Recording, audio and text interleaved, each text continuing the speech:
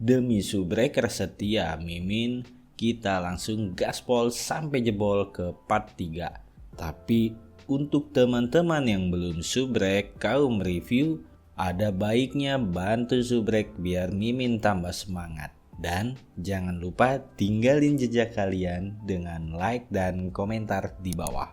Oke, sebelumnya di part 2. Tok tok tok. Tuan, ada sesuatu aneh yang ingin kulaporkan. Terlihat pria kekar sedang duduk di meja dengan wajah lelah dan terdapat bekas luka. Pria itu adalah Tuan Joseph. Masuklah, Claude. Apa ada sesuatu yang terjadi dengan telur cermin ajaib? Diketahui pria yang ditelepon tadi bernama Claude. Mata-mata yang bertanggung jawab memantau aktivitas para pemburu Jalan Nokin 23 telah dibunuh. Dan dia melapor telah menemukan Wilde sebelum dia mati. Dengan penuh amarah, Tuan Joseph menanyakan, siapa? Frank Wilde, penyihir hitam penghancur yang disebut sisik hitam tak berwajah. Dia menghilang setelah pertempuran 2 tahun lalu. Kami pikir dia tidak mati. Dan hanya Anda yang percaya kalau dia masih hidup. Dengan rasa amarah, Tuan Joseph berkata, tentu saja. Tidak ada orang yang tahu hama itu sebaik diriku. Jadi dia akhirnya keluar dari selokan. Aku akan menghancurkan kepalanya dan melihat otaknya berhamburan. Namun apa yang dia lakukan di Jalan Nokin 23? Claude pun menjawab, kami hanya tahu kalau dia pergi ke toko buku biasa dan menghabiskan 1 jam di sana. Mungkin meminjam atau membeli buku. Sontak Joseph menggebrak meja dan tidak percaya. Penyihir hitam membeli buku? Tidak masuk akal. Toko buku ini, apa kita sudah memeriksa latar belakangnya? Sudah. Toko buku ini adalah unggulan dari kelompok pedagang pohon abu dan sudah dibuka selama 3 tahun. Toko itu memiliki reputasi yang bagus, namun tidak banyak pelanggan.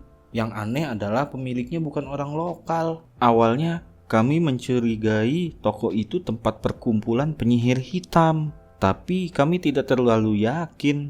Kenapa kalian tidak yakin? Tanya Joseph. Karena kelompok pohon abu, mereka itu milik druid. Mereka pengikut alam dan hutan. Jadi tidak mungkin mereka terlibat dengan penyihir hitam. Dan kami akan melukai citra kelompok pohon abu jika tiba-tiba bergerak. Itu akan berdampak pada menara instrumen rahasia kita. Joseph kesal dan memukul tembok sambil bergumam. Orang-orang menjebalkan itu, dasar pemakan karang. Apa kau pikir aku tidak masuk akal? Kutanya padamu, apa misi kita dari para kesatria? Tanya Joseph ke Claude.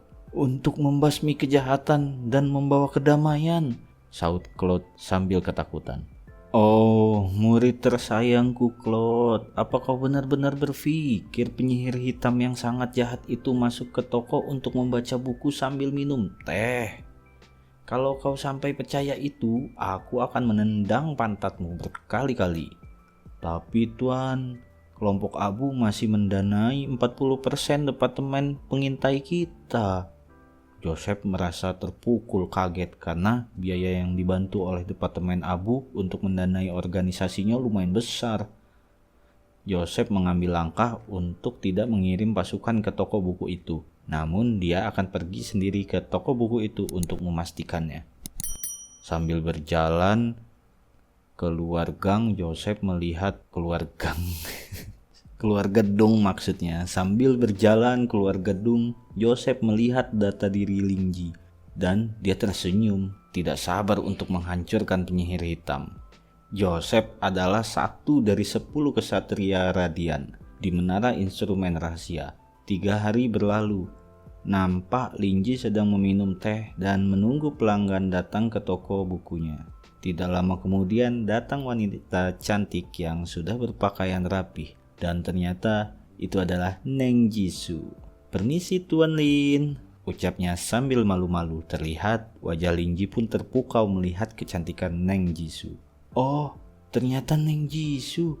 Selamat datang. Aku tidak menduga kita akan bertemu lagi selama 3 hari.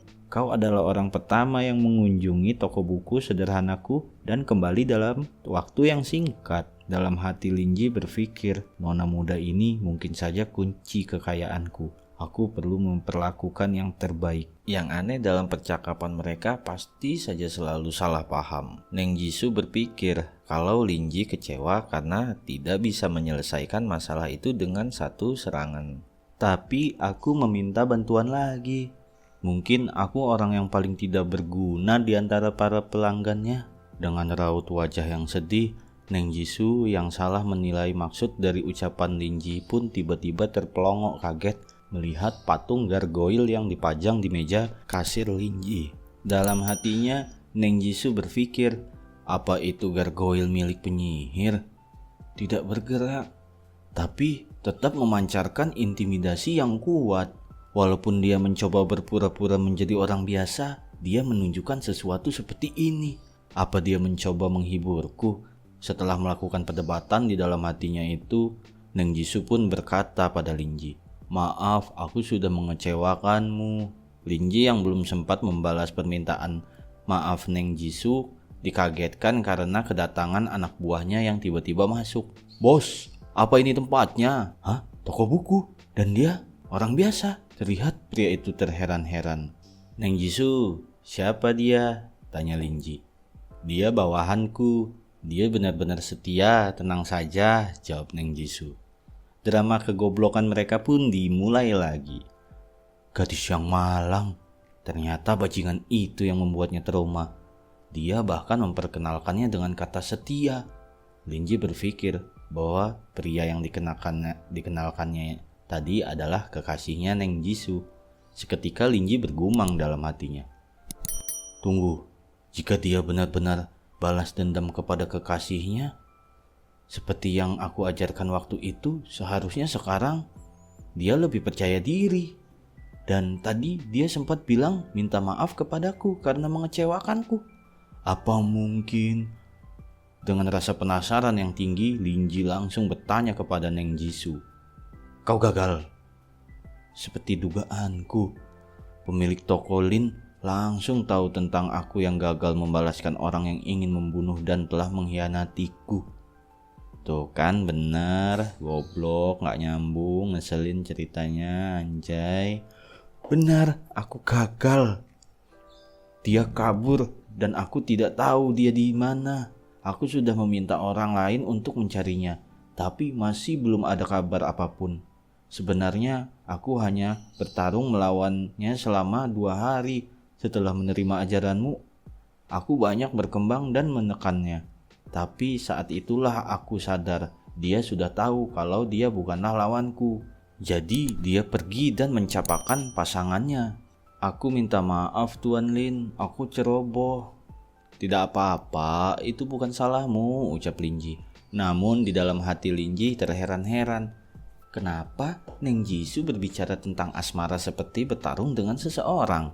Tapi Linji masih saja berpikir kalau cinta ibaratkan belanja. Belanja itu ibaratkan pertempuran. Jadi cinta sama dengan pertempuran.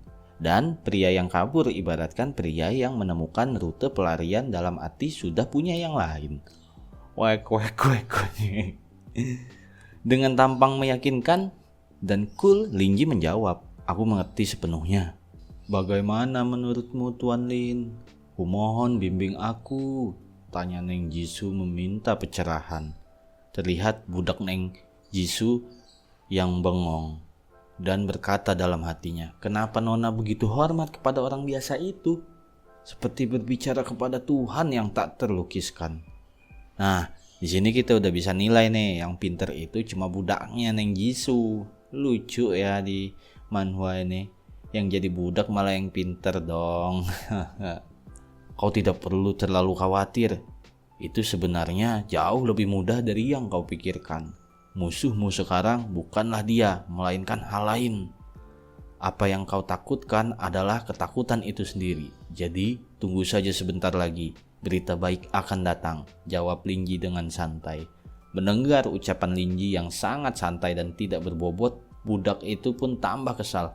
Bohong, omong kosong, perkataan yang tidak jelas. Itu trik dari seorang pembohong. Aku sangat tahu itu. Orang ini benar-benar seorang pembohong. Sambil meminum teh dan agak bingung ingin bertindak apa lagi, Linji pun berdalih. "Maaf, Tolong tunggu sebentar, aku perlu menyelesaikan beberapa urusan. Aku akan kembali dalam 5 menit. Linji pun pergi ke lantai atas dan meninggalkan mereka berdua. Tanpa basa-basi, anak buah Neng Jisoo langsung memperingati Neng Jisoo di saat Linji pergi. Bos, apa yang kau lakukan? Dia seorang penipu dan pembohong. Aku tahu itu hanya dengan berucap. Hei, kau, jangan kurang ajar. Jaga ucapanmu, seharusnya aku tidak membawamu ke sini. Ucap Neng Jisoo yang sangat marah dan sambil menghunuskan pedangnya kepada anak buahnya itu. Dikarenakan anak buahnya itu ada niat yang buruk kepada Linji, gargoyle yang dikira hanya patung pajangan itu berubah menjadi besar dan bergerak memakannya.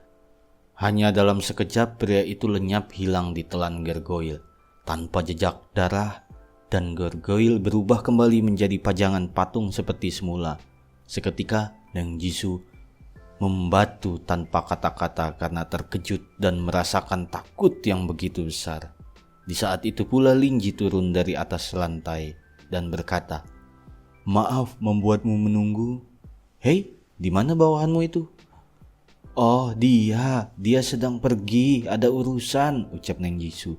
Di dalam hati Neng Jisoo mengira bahwa Linji memberikan peringatan kepada Neng Jisoo. "Aku yakin Tuan Lin sudah tahu bahwa Rian kurang ajar dan dia tidak mau mengotori dengan tangannya sendiri. Jadi dia membiarkan gargoyle yang menyingkirkan orang bodoh itu. Benar-benar taktik yang elegan dan brutal. Bagaimana ini? Aku telah membuat Tuan Lin marah." Padahal belum saja semenit bawahannya itu binasa dimakan gargoyle milik Linji, yang sebenarnya Linji pun tidak tahu bahwa gargoyle itu nyata dan bisa melindunginya dari niat jahat orang lain. "Ada apa Neng Jisoo? Kenapa kau melamun? Santailah, jangan tunjukkan wajah pucat dengan ketakutan itu.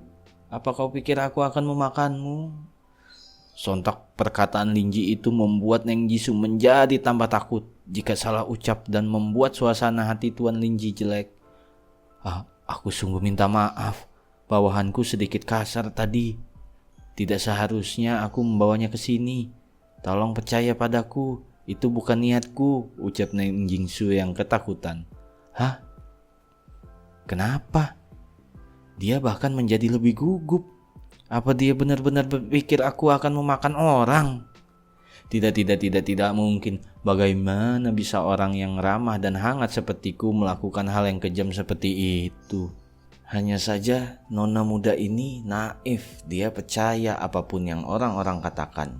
Tidak heran dia dicampakkan oleh bajingan itu, ucap Linji yang memang sangat goblok. Udah ya guys ya, sampai di sini dulu.